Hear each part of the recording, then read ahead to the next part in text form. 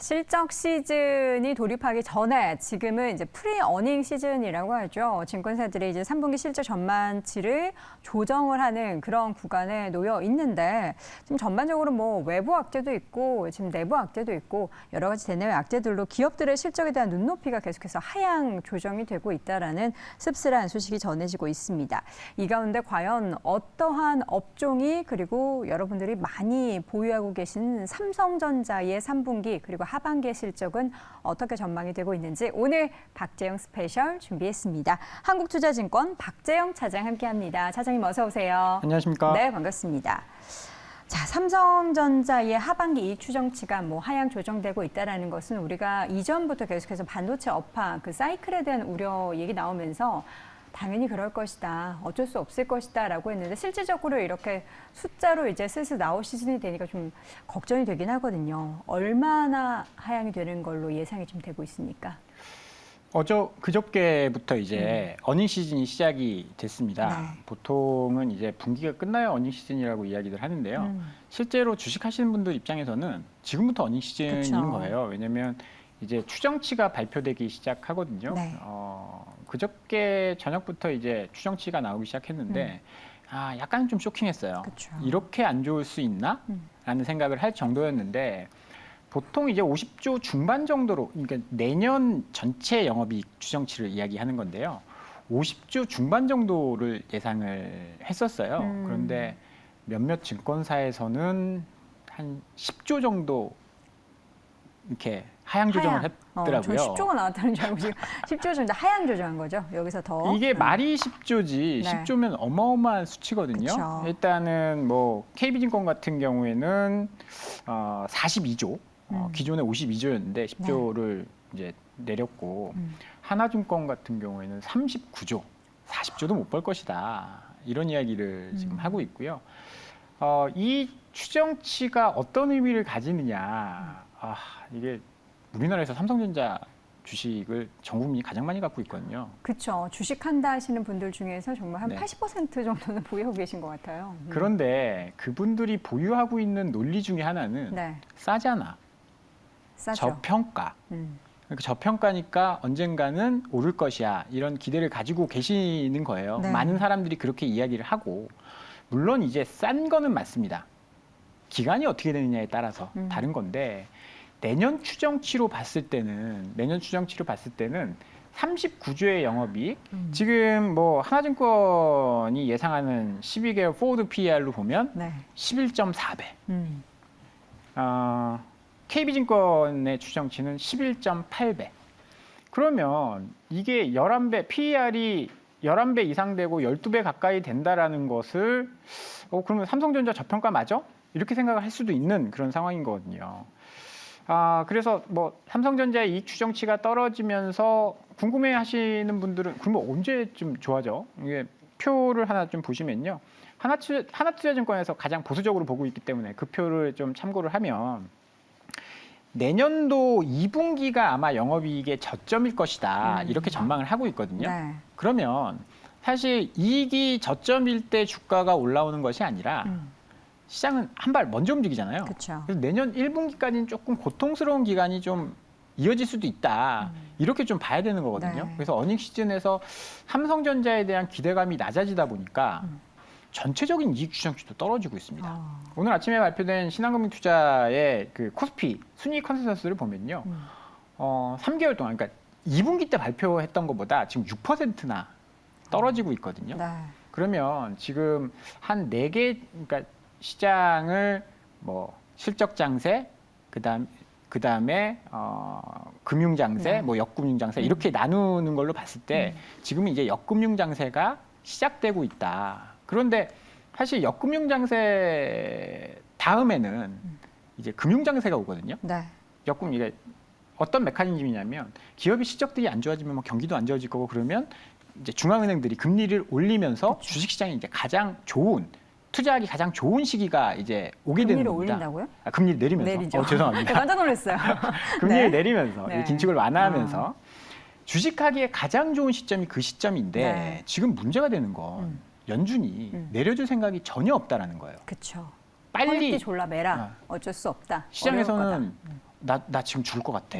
너무 힘들어. 네. 인플레이션, 뭐 기업 실적도 안 좋아지고 그러니까 너희가 금리를 좀 내려줘야겠어. 네. 이 요구를 계속하고 있는데 시장은 굉장히 단호하다라는 거죠. 안 돼. 안 돼. 그럴 수 잡아야 없어. 돼. 인플레이션. 우리는 경기보다 인플레이션이 먼저 계속 그러고 있는 상황이기 때문에 고통의 기간이 좀 길어질 수 있다라는 거죠. 그렇죠. 빨리 금융 장세가 와서 어차피 주식이라는 건 선반영하기 때문에 삼성전자 실적 안 좋은 건 내가 다 알고 있는데 네. 그때 사면 돈 번다는 거 다 알고 있는데 라고 하면서 들어오는 사람들이 있는데 그게 바로 금융 장세로 넘어가 줘야 이게 좀 빨리 그 주식 사고 뭐 2년 3년 기다리긴 굉장히 힘든 일이잖아요. 그렇죠. 근데 그런 기대감이 조금 사라지다 보니까 주가가 계속 좀 떨어지는 거고 네.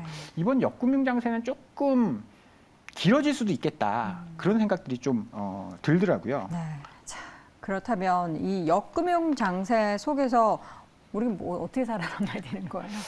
그래서 이게 그럼 주식 다 팔고 떠나야 돼? 네. 저는 그건 절대 아니라고 봅니다.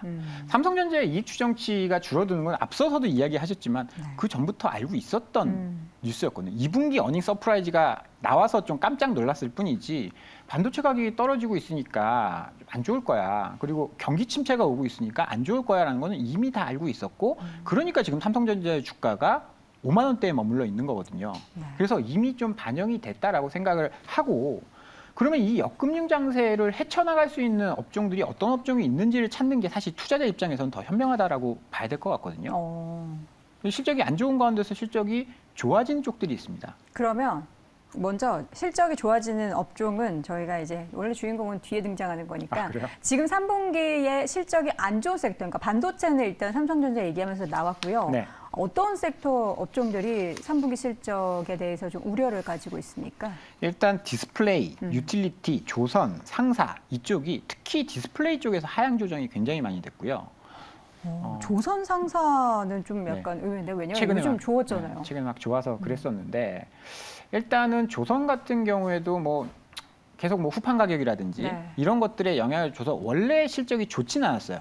조선이 올라오는 이유는 이제 수주에 대한 기대감, 그쵸. 앞으로 이제 수주된 것들이 계속 만들어지면서 신규 수주가 만들어지면서 이익이 좋아질 것이다. 네. 그런 기대감이었고 과거에 수주했던 것들이 계속 만들어지면서 뭐 이익은 조금 낮아질 수도 있는 왜냐하면 저가 수주한 것들이 계속 만들어야 되는 거거든요. 그쵸. 그런 부분 때문에 이제 조선은 이익 추정치가 좀 떨어질 수 있는 거고 뭐 상사 같은 것들도 마찬가지죠. 상사도 사실 원자재 가격이 조금 떨어지면서 실질적으로는 2분기가 피크였지 않습니까?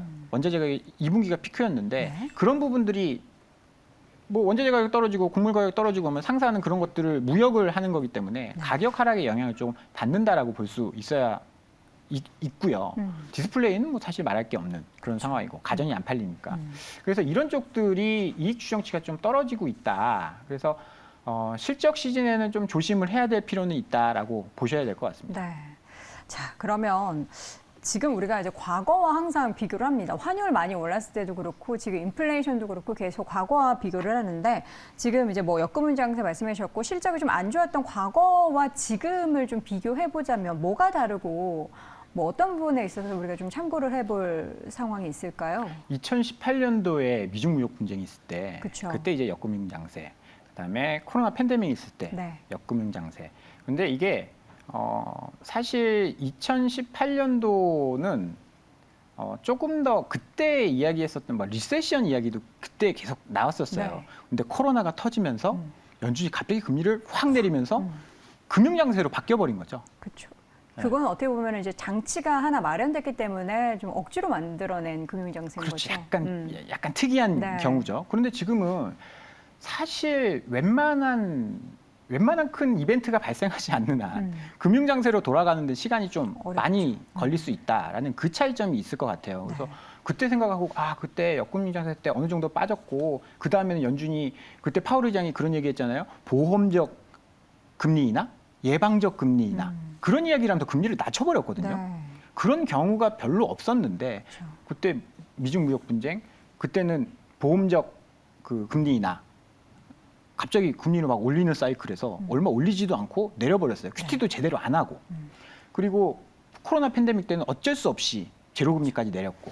근데 지금은 인플레이션 때문에 과연 그럴 수 있을 것이냐라는 생각이 좀 들더라고요. 시장에서는 요구를 많이 하고 있죠. 시장에서는 제발 해달라. 그저께였나요? 어저께 앨런 머스크가 네. 이러다 디플레이션 온다. 그런 얘기를 했어요. 그렇죠. 지금 이 상황에서 본인들은 차값을 그렇게 올리면서 차값을 가격 정가 너무 잘하잖아요. 막 한 30%씩 올리면서 디플레이션이 온다는. 그들이 유발하는 거 아닙니까? 그렇죠. 인플레이션을 가격 그렇죠. 올리지 말든가. 이번에 CPI 보면 신차 가격이 제일 많이 그렇죠. 굉장히 많이 올랐거든요. 예. 그다음에 어제 그 아크의 캐시우드, 네. 캐시우드도 디플레이션 온다 이런 이야기를 했거든요. 그래서 낮춰줘 하고 있는데 FOMC 한번 가봐야겠죠? 파월은 무슨 생각을 하고 있는지. 그렇죠. 그런데 낮춰줄 생각이 없다라고 한다면 이 역금융 장세는 조금 더 길어질 가능성이 있어 보입니다. 경기도 지금 안 좋은 상황이거든요. 저는 좀 걱정되는 게 제가 여기서 계속 이제 봐야 되는 지표가 GDP 나우를 좀 봐야 된다라고 말씀을 드렸잖아요. 그때 7월 달에 2분기 GDP가 마이너스 역성장했는데 GDP 나우에서 미리 그걸 보여줬어요. 네. 근데 지금 이게 화면을 연결을 해주실 수 있을지 모르겠는데 볼까요? 애틀랜타 연화에서 연은에서 그저께였죠. GDP 나우를 발표를 했는데 출발은 나쁘지 않았어요. 이게 거의 이제 지표가 나올 때마다 업데이트 되는데 처음에 뭐 1.3% 그리고 일주일 뒤에 1.6%까지 올라가서 3분기는 괜찮은가 보다. 2개 분기 역성장이었는데 3개 분기 역성장이면 이건 정말 빼박이거든요. 그런데 어저께 개인 소비 지출 발표가 되면서 이게 1.6에서 0.5까지 떨어졌습니다. 이제 한 보름 정도 남았잖아요. 3분기가 보름 정도 남았는데 이게 만약에 밑으로 더 떨어져서 제로 밑으로 떨어진다? 그러면 MBR이고 뭐고 뭐 경기 침체를 어디서 선언하고 마고 이거가 문제가 아니라 이거는 그냥 경기 침체로 들어가는 거죠. 미국마저도.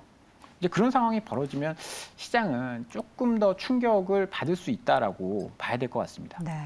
저희가 지금 뭐 GDP 나우를 통해서 그 수치를 항상 보고는 있는데 급격하게 떨어졌잖아요. 마이너스가 2번 나왔을 때 그때 막 열심히 봤지 그 다음에는 그냥 잊고 있었는데 다시금 우리가 그런 플러스가 나와서 볼 필요가 없었어요. 지표를 다시 이런 것들을 또 보게 되면은 늘 저는 그런 생각이 들어요. 우리가 언제 이렇게 모든 경제 지표와 모든 매크로 상황을 다 보면서 주식 투자를 했는가?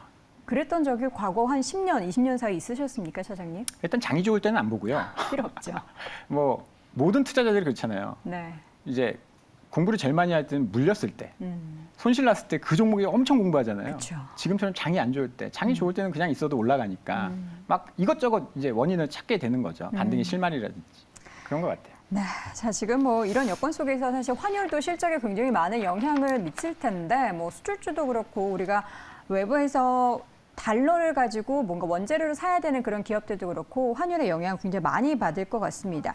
원화엑스에 따른 단기적인 뭔가 업종별 영향도 좀 다르겠죠? 그래서 실적이 안 좋을 때 어디가 좋을 것이냐를 찾는 게 핵심인데 어디가 좋을 것이냐. 지금 얘기해 주시죠. 3분기에 그러니까 제 생각인데 애널리스트들이 반영 못한 것이 분명히 있을 거예요. 그들도 신이 아니니까 그렇죠. 자기네들이 추정치가 잘 안 맞잖아요. 다 볼 수 없습니다. 다 반영시킬 수도 없고.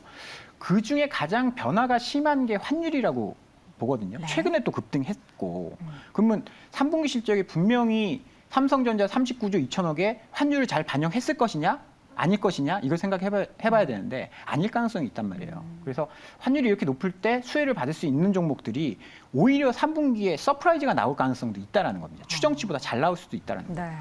이 표는 지난주에도 제가 보여드렸는데 환율이 올라갈 때 수혜를 받는 업종들, EPS가 같이 올라가는 업종들, 1사분면에 있는 업종들입니다. 보면 운송장비, 자동차죠? 뭐 오늘 현대차 좋잖아요. 운송장비, 그다음에 기계설비, 화학제품 이런 쪽들이 수출을 많이 하기 때문에 가공해서 수출을 많이 하기 때문에 실적이 예상보다 좋을 가능성이 있다는 거죠. 반대로 부정적일 수 있는 쪽은요. 3, 4분면에 있는 그런 업종들입니다. 음식료, 뭐 석유 제품, 에너지, 1차 금속 이런 쪽이 좀 안 좋아질 수 있다는 수입을 거예요. 해야 되는. 그렇죠. 원가의 수입 비중이 굉장히 높기 때문에 이런 쪽들은 실적을 조금 보수적으로 봐야 되지 않나 환율 때문에. 그래서 지금 어닝 시즌의 포트폴리오를 구축할 때는 환율을 좀 중심으로 좀 생각을 하실 필요가 있을 것 같습니다. 지금 보면 요새 이제 음식료 업종 같은 경우에는 그래서 가격을 엄청 많이 오늘 또 올렸더라고요. 지금 뭐 비비고 만두도 올리고 뭐 라면도 올리고 뭐 다 올리는데 올리고. 지금 3분기 실적은 안 좋아도 그 가격을 어쨌든 소비자들한테 전가하려고 올리잖아요. 그러면 3분기 바닥 찍고 좀 턴할 수 있는 섹터가 음식료 아닐까라는 생각을 살짝 저도 매우 해봤어요. 긍정적으로 보고 있습니다. 지금은 아니지만 네. 한두 분기 정도 지나면 레깅 효과라는 게 있기 때문에 그쵸. 한두 분기 정도 지나면 내년 1분기 실적 정도 나올 때쯤 되면 네. 뭐 그때는 뭐 사실 전쟁도 돌아서야죠. 조금 완화되고 뭐 그러지 않을까요? 그러면 그때는 좀 좋아질 가능성이 좀 높지 않을까. 네. 그래서 주가도 그렇게 크게 빠지지 않는 거예요. 자, 그러면 이제 가장 중요한 게 지금 뭐 저희가 뭐 태조 이방원 얘기도 했었고 시장에서 주도주가 사라졌다라는 이야기도 지난번에 했었고 이제 실적 시즌이 들어오면은 앞서 말씀해 주셨던 것처럼 좋은 업종, 안 좋은 업종이 있단 말이죠. 그럼 뭔가 시장에서 이제 실적 관련한 종목들에 대한 관심을 가져야 할지 아니면은 뭐 이전에 계속 그래도 돌아가고 있는 태조 이방원 쪽을 우리가 또 조금 끌어와서 가져가야 할지 어떻게 보십니까? 일단 저는 지수는 상단은 막혀 있다라고 보고요. 어디가 막혀 있는 거예요? 몇 포인트 정도? 저는 정고점이 2,550 정도잖아요. 네. 2,547포인트에서 조정받았나요? 거기 상단이 그쪽이라고 보고요.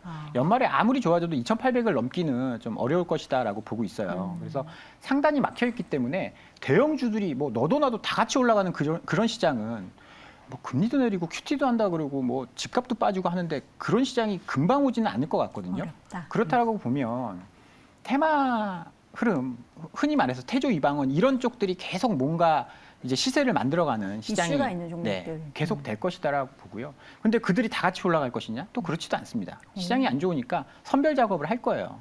벌써 그런 움직임들이 한 2, 3주 전부터 나타나기 시작했거든요. 네. 일단은 조선과 원자력은 좀 이탈한 것 같아요. 선두권에서. 일단 조선은 3분기 네. 실적도 그렇고요. 그런 것들도 있고 에너지 가격 조금 떨어지기 시작하면서 조선은 좀 이탈한 것 같고 원전도 마찬가지예요. 원전도 에너지와 관련된 거잖아요. 그러다가 두산 에너빌리티 지분 팔고 나서부터는 힘을 못 쓰더라고요. 네. 그래서 일단은 힘이 약해진 것 같고 방사는 좀 애매한. 뭔가 수주 모멘텀이 한 번 더 터져주면 좋겠는데 대기하고 있는 것들만 있어서 좀 애매한 그런 네. 상황이고요. 친환경과 태양광은 굉장히 좋은 그런 상황입니다. 어저께 삼성전자가 아리백 우리 2050년도에 네. 달성하겠다 발표를 했잖아요.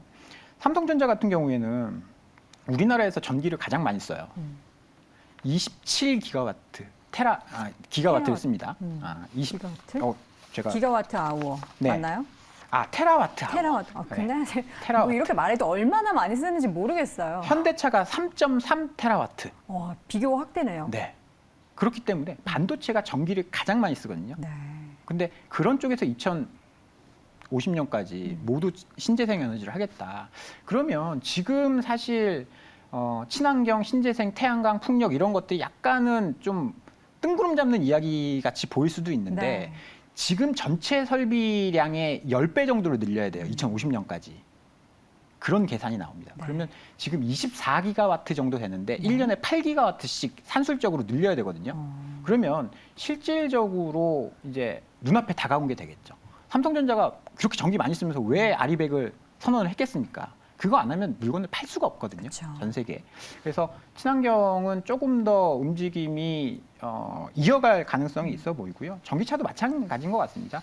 이번에 디트로이트 모터쇼에서 바이든 대통령이 친환경, 뭐 전기차 이런 거 굉장히 극찬을 하고 네. 밀어주겠다라고 했잖아요. 네.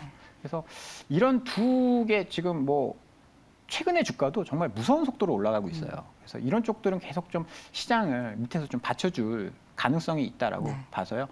이렇게 높은 거 어떻게 사? 그런데 그런 쪽만 계속 가는 시장입니다. 지금까지 몇 개월 동안 봐왔잖아요. 그런 것들을 잘 선별을 하셔야 아마 좀 시장에서 좋은 결과를 좀 내실 수 있을 것 같습니다. 태조 이방원 또 그 안에서 에너지 중에서도 엇갈리는 움직임이 있습니다. 이제 원전 관련해서보다는 친환경 쪽에 조금 더 포커스를 둔 태양광 쪽에 있어서는 계속해서 기대할 모멘텀들이 남아 있다라는 부분을 함께 챙겨가 보시면 좋을 것 같습니다. 자, 이렇게 해서 오늘 실적 시즌 관련한 이야기 나눠봤고요. 박재영 차장 함께했습니다. 고맙습니다. 감사합니다.